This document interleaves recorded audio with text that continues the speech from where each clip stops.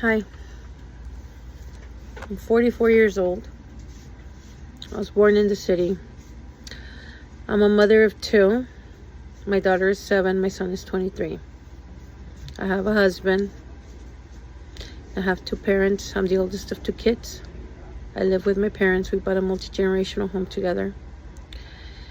My mother is 65. My father is 67. My father still works 60-hour work weeks by choice. He won't retire. His job tells him they need him because of all the knowledge he has in his brain. My mom's recuperating from stage 3 ovarian cancer. She was diagnosed this January 2023. She had surgery May 2023, and she's been undergoing 2 years of Lynparza medication because she's BRCA1, which means, the cancer could come back in the lymph nodes, it could come back in her breast, it could come back at any minute. When she was first diagnosed, I had just completed my first semester of junior college years, right? Because I had finished 2 degrees in junior college and transferred over to the Mount on scholarship. So I knew that if I withdrew, I was going to lose my scholarship. And so I told my mom, I got to take care of you. I got to make sure you're okay. And she's like, no, I want you to finish your degree. I want to see you graduate because I always knew you had it. And you better graduate with honors. So I don't know how I did it. I mean, I know I did it because people supported me in doing it. My husband, my job, my sister, my kids, me being absent all the time, especially my daughter. But I did it. I graduated with honors. I worked as close to full-time as I could, and my mom is alive. And then June 5th happened, and I just felt the urge to see how I could help. And at first I got there to Paramount, and I started speaking into my little speaker from the Five Below, my little handheld megaphone, and saying, you're breaking all these laws. You're liable. And, they kept gassing us and bombing us and gassing us and using the flashbangs and the rubber bullets and hitting people. So after a while, I got tired, and I started telling them, you're fucking $17 gravy seals, rent-a-cops. Are you just mad that the rest of us have degrees and you don't, so you're here to try to subject us with force because you've run out of ideas? And I got tired of getting gas around 2:30. Once I saw that the sheriff showed up in riot gear, I knew exactly what they were going to do, even though they had told me not 2 hours prior that we had every right to be there and do whatever we needed to do, and that we were not going to be, that they weren't stopping us, that we could be there. So because I have a mother and a father that depend on me, and my children and my husband and all of my employees, because I do business administration and HR, I knew that I couldn't get arrested and I had to leave. So I left. And then I started getting phone calls. Oh, they're here in Northgate and Lenox. Oh, they're here, Griselda. Oh, they're here, Griselda. And I'm just like, okay, I can't be everywhere at once, but okay. But I knew, because of all the gassing the day before, I knew to be ready on Sunday. So that night, overnight, I ordered some goggles and a mask from Amazon, some K95s or whatever the fuck I got, or I got them at Lowe's. I don't even fucking remember anymore.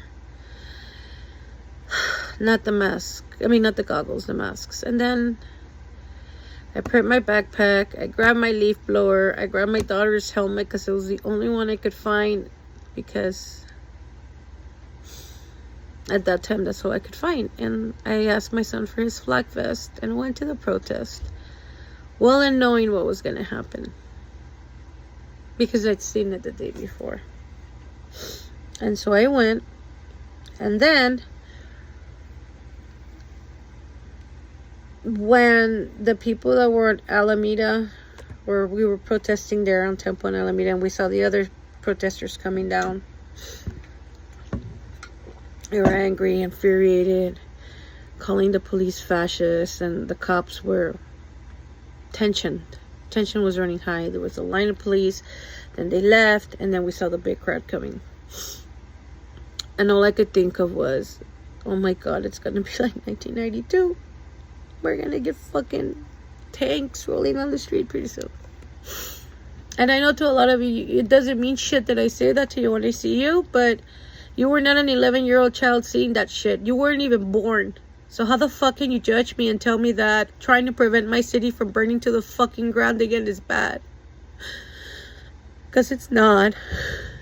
We just rebuilt it. But I digress. You see this, all these kids start moving the cars and the Latino kids, and I was like, don't do that because they're gonna arrest you. You're gonna catch a felony for nothing. And thank God they listened to me at that point.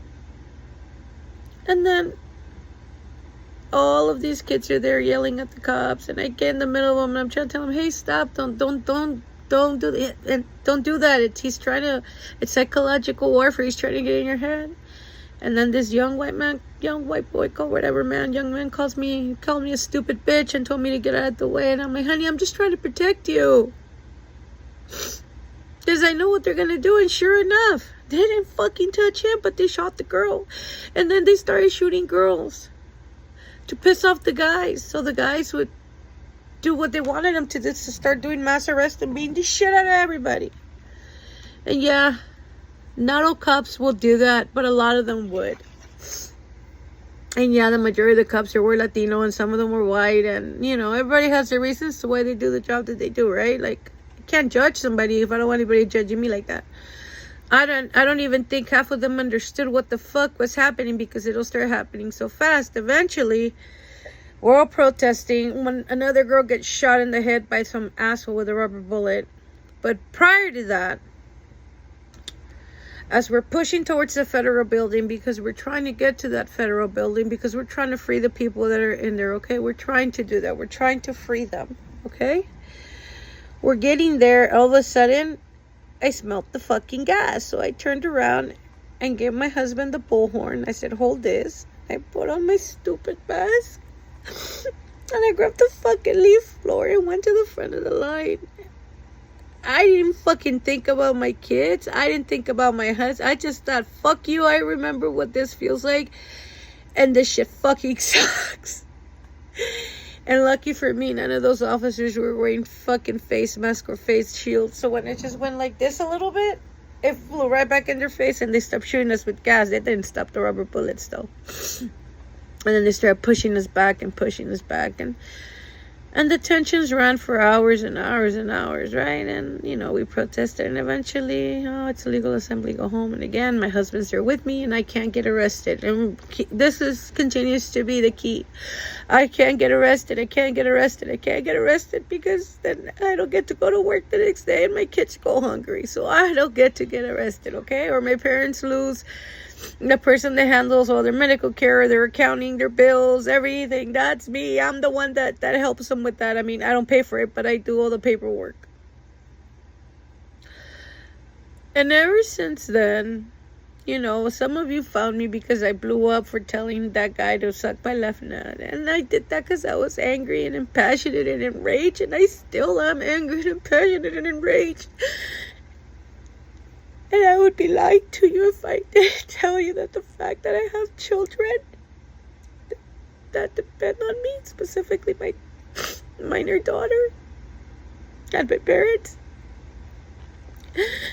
if that's not the only reason that stopped me from just fucking going out in a place of glory, because I also think about the children and the parents and other family members that are there, locked up in that fucking building. Or the people that are getting fucking thrown in the ocean. Or the people that are gonna be fed to alligators. And all the bullshit that these greedy white motherfuckers are doing. And if this is the last video I put on TikTok because they take my account away, I don't care because I'm not coming back here. If you want to find me, I'm a fucking fan base, or if wherever the fuck you want to find me, you'll find me. It's not like you don't know what my handle is. It's not like you guys don't have a website. You'll find a way to find me. And then that stupid moment will happen. And you guys are like, oh, run for mayor, run for mayor, run for mayor. So I did.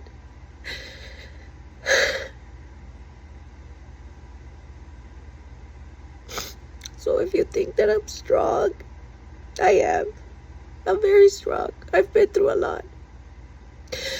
And then I have to go in public and get cursed at, made fun of, told that I'm a cop lover, told that I don't know what it feels like to go what they're going through when I've gone through bad and worse. I'm probably one of the few citizens that that as a child crossed the border illegally, even though I was born here. Just because the last time they sent me through the regular line with my sister, and we went missing for 3 days, and my parents thought we got kidnapped by the polleros. But you don't know that because you don't know my life. And so then the next time we crossed back after we had gone to Mexico, my mom told me we were going camping. And I crossed through the border of Tijuana, climbing through the fucking hills. And I got to a lake covered in mud later that morning because we crossed at night. And I told my dad, look, Daddy, my mom told me we were going camping. I didn't know we were going to see you. And the last time we crossed, my cousins used to be polleros too. They used to be coyotes. And we crossed through some other ranches. They used to work right there in San Isidro. And then by the faith of God, we arrived in a... it was a ranchero. I think it was a Ford ranchero. And the fucking wheels, you could see the threads on the wheels. Okay, it was my cousin who was pregnant at the time with her firstborn, her husband, my mom, and me and my sister in the front cab. And my mom put me and my sister at her feet and covered us with a blanket when we got to San Clemente's checkpoint. So when you sit there and tell me that I don't know what that fucking feels like, I at least remember 3 times that it's happened where I had to fucking cross the border undocumented, even though I had papers, because my family did it. So I know what that feels like. I know what it feels like to be told at 12, this is how you use a bank card, this is how you pay the bills just in case I don't make it home tonight. So I don't come to you from a place of privilege, and I don't feel the way I feel for my people because I want your clout, or I want your fame, or I want your money. That's because I lived it. I've been that child. I've been that child. And it's a hard life. It's a hard life for the parents of those children, and it's a hard life for the children that are born here and have to bear the fucking burden of being the anchor.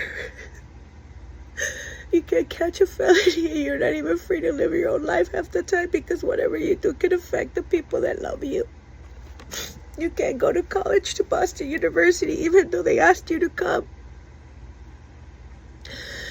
Because if something happens to you, they can't get to you and they can't fly to you. And I'm not the only one that happened to. That happened to my son's best friend too. He got into NYU film school. He couldn't go because his parents were scared that if something happened, they couldn't get to him. And I told his mom, I was like, I'll go. If something happens, I'll go. Please let him live his dream. And he didn't. He wound up in a college in California. I did 2 years, and right now he's, on a break that's been going on for over a year now. But he's doing his duty as the oldest son and, working and doing what a lot of us first-born, first-gen kids do. I don't even know why the fuck I'm filming this. But the only reason I've been out there is to try and help. I don't know how to fix this. I want to fix this. I don't know if sitting in front of the federal building telling all those fucking military people that they're personally liable for everything that's happening would even matter. I made all the posters, and I made some in sticker paper because you guys wanted them, and I don't even know where to find you to give them to you.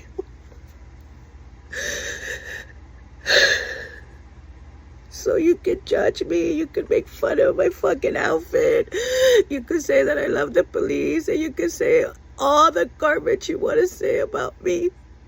But it doesn't matter because you don't know who I really am, and those that do, Those that really do will tell you that I would be the type of person that I would fight for others to my last fucking dying breath. And just today, one of my new friends that I've made doing this work got really upset because he said everything was so performative today and nothing got done, and those people are still locked up. And I told him, motherfucker, you have an army, let's go, because you know we're not coming back alive, right? Like, you know, if we stormed the federal building, we're not coming back alive. We're gonna die, and I'm gonna leave all these people behind, but if we free them, fuck it, let's go. Where's the army? And he hasn't replied because he knows we don't have one. Because we all the army, but we're so fucking divided. We can't even come to the table with respect for one another to plan this shit out and drive this vermin out of the city. But yet we're here reposting and posting and telling each other shit to keep each other's heads up because that's all we have left, isn't it? Before that asshole took power, I begged my parents. I said, please, let's sell the house and go to Mexico. I want to live peacefully. I don't want to have to fight. And they said they didn't want to go and they were scared for my mother's treatment, so that's why we're still here. I had enough equity in my fucking ass to get the fuck out of here and never come back again, because the country of my birth is also the country that hates my guts. Instead, I'm now running for mayor, crying on TikTok, and at a loss of what to do next. So just know you're not the only one feeling this way. I know we all feel this way. We all have moments where we have to crumble so we can come back stronger. But just know that being brave is never easy. It's really hard. And being strong is really hard. And having to deal with people's judgments and pointing fingers and making assumptions about you and not letting it hit you personally is extremely difficult. But at the end of everything, the truth will always remain. That the people that run this fucking city have left every single one of us down, and they're leaving us no option but to take any arms that we find and fight for our freedom. And when you guys are ready to do that, I'll be more than happy to be the first one to take the first gunshot. Just call me. Have a good night.